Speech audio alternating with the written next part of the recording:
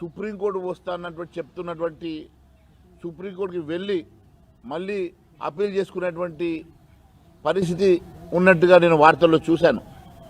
ఎప్పుడైనా నాయకుల మీద ఆరోపణ వచ్చినప్పుడు ఆ నాయకులు ఆరోపణలు వాస్తవమా కాదా నిబద్ధతతోటి ఆ ఆరోపణలను ఎదుర్కొని వారు రుజువు చేసుకునేటువంటి అవసరం ఉంటుంది తప్ప తప్పించుకొని ఈ కోర్టుల ద్వారా మీరు తప్పించుకునే ప్రయత్నం చేయడం ఎంతవరకు సమంజసమని అడుగుతా ఉన్నాను.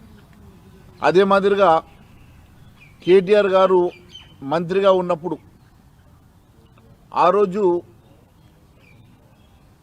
జరిగినటువంటి కొన్ని తప్పిదాలు కావచ్చు, లేకుంటే ఆ రోజు అధికారులను కేవలం మీరు నిరంకుశ పాలనలో ప్రజాస్వామ్యానికి వ్యతిరేకంగా మీరు తీసుకున్నటువంటి నిర్ణయాలు ఆ రోజు అధికారులను భయపెట్టి చేశారా, లొంగ తీసుకొని చేశారా?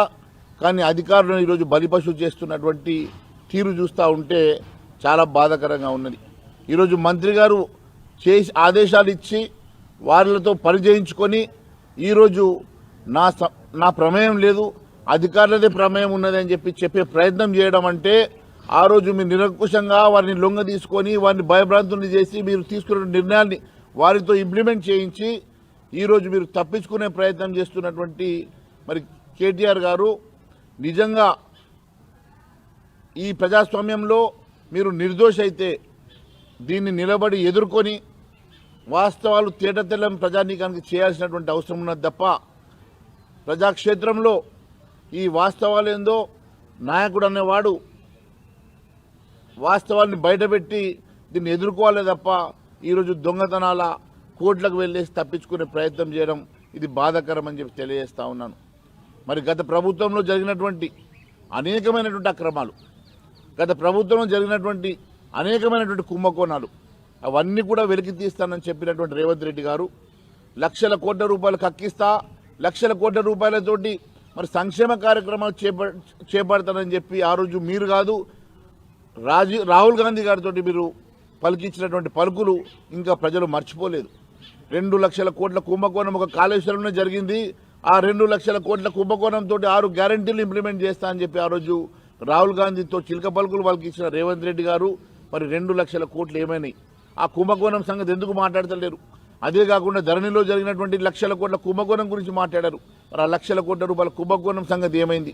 మరి లక్షలాది కోట్ల రూపాయల కుంభకోణం జరిగిందని ఒకవైపు చెప్తున్నటువంటి రేవంత్ రెడ్డి గారు మరి ఇప్పటి వరకు మరి మొన్నటికి మొన్న 1000 సంవత్సరాలు జైల్లో పెట్టినా సరిపోనన్ని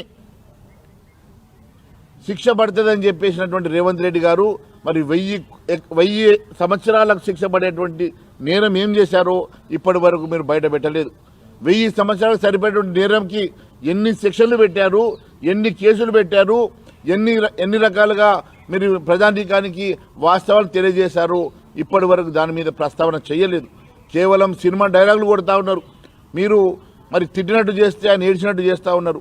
మీ ఇద్దరి మధ్యలో ఉన్నటువంటి మ్యాచ్ ఫిక్సింగ్ ఖచ్చితంగా ఈరోజు మరొక్కసారి రుజువైంది. టీఆర్ఎస్ కాంగ్రెస్ ఒకటేనని మరి పెద్ద పెద్ద కేసులు, లక్షల కోట్ల రూపాయల కుంభకోణాలు, 1000 సంవత్సరాలు జైలు శిక్ష పడేటువంటి మరి నేరాలు చేసిందని చెప్పేటువంటి రేవంత్ రెడ్డి గారు పిటి కేసులు పెట్టి వారిని తప్పించే ప్రయత్నం చేస్తున్నారు. ప్రజల్ని మరి మభ్యపెట్టేసి తప్పుదో పట్టించే ప్రయత్నాలు చేస్తున్నారంటే దీని వెనుక బలమైనటువంటి కారణాలు మేము భావిస్తూ ఉన్నాం. వారిని మరి ఆ పెద్ద కేసుల నుంచి తప్పించడానికే మీరు తప్పుదో పట్టించేటువంటి కార్యక్రమాలు చేస్తున్నట్టుగా మేము భావిస్తూ ఉన్నాం. ఖచ్చితంగా అవన్నీ కూడా వాస్తవాలు మరి ప్రజాక్షేత్రంలోకి రావాలి, ప్రజానీకానికి తెలియజేయాల్సిన అవసరం ఉన్నది. వాస్తవాలు ఏందో 1000 సంవత్సరాలు జైలు శిక్ష పడేటువంటి నేరాలు మరి వీళ్ళు ఏం చేశారో అవన్నీ కూడా బయటకు రావాలా. అవన్నీ కూడా బయట మీరు వాస్తవంగా మరి వాటికి తగ్గటువంటి సెక్షన్లతోటి మీరు కేసులు ఫైల్ చేసిన అవసరం ఉన్నది. ఖచ్చితంగా ఇలాంటి మరి చిన్న పిటి కేసులతోటి వారిని తప్పించే ప్రయత్నం చేయడం మరి ప్రజలు గమనిస్తున్న సంగతి మరొకసారి తెలియజేస్తాను. Thank you.